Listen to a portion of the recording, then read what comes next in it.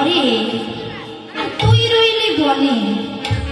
মা সে তোকে ডাকছে, তুই এই কথা বুঝলি কেমন করে? বলছে ওরে শ্রীদাম, এই ডাক যে মর মরমের ডাক, এই ডাক যে কর্মের ডাক, এই ডাক কানে শোনা যায় না। এই ডাক কেবল পরাণ দিয়েই অনুভব করতে হয়।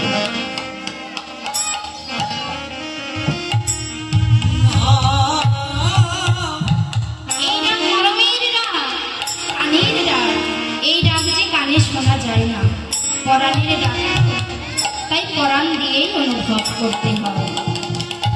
বলছে শ্রীদাম, বলছে ওরে কানা, তুই এমন ভাবে বলছিস এ জগতে বুঝি তোর একারই মা আছে রে, আমাদের বুঝি মা নেই?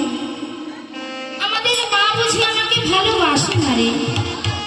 তুই যে রাগ করছিস শ্রীদাম, তোদের ঘরে তো তোদের বোন আছে, আরেকটা ভাই আছে, তোকে কাছে না পেলেও প্রাণের জ্বালাটা তাদের বুকে নিয়ে জোর।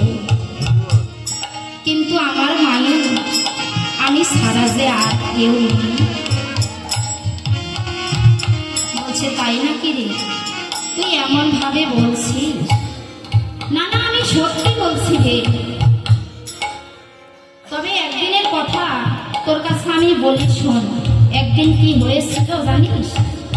বলে একদিনের কথা বলি শোন। একদিন লবণে চুরি করে মায়ের কারণ ভৎসনার ভয়ে লুকিয়েছিলাম ঘরের কোণে।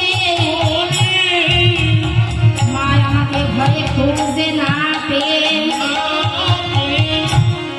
প্রতিবেশীর দ্বারে দ্বারে গিয়ে বলল, ভিখারির মতো বলল, ওরে দিদি, তোমরা আমার মনি চোরা দুষ্টু গোপালকে দেখেছো নাকি? ওকে একদম না দেখতে পেলে যে আমি মরমে মরে যাই।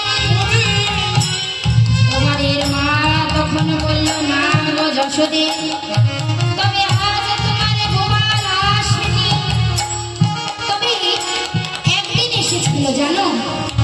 সেদিন যখন তোমার মনীষরা গোপাল এসেছিল, আমি তাকে হাতে নাতে ধরেছিলাম, বলেছিলাম ওরে গোপাল, এভাবে পরের ঘরে নকলি চুরি করে খেতে নেই, কতটুকুই বা খাবি তুই, কেবল চাইলেই তো দিতে পারি। কিন্তু তোমার গোপাল কখনো চাইবে না, অনিষ্ট করবে, ছড়িয়ে ছিটিয়ে দেবে, মুঠো মুঠো বানরদের বিলিয়ে দেবে, তবু তোমার গোপাল নমন চাইবে না। সেদিন আমি তোমার গোপালকে ডেকে বলেছিলাম, রে গোপাল, তুই এভাবে পরের ঘরে নুনে চুরি করে খাসনি,